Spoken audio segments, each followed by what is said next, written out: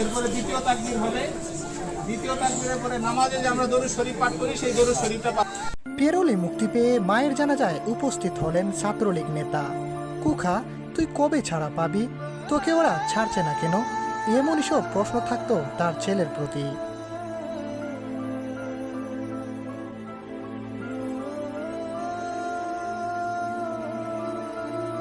ছেলের অপেক্ষায় থাকা মা হঠাৎই শেষ নিঃশ্বাস ত্যাগ করলেন।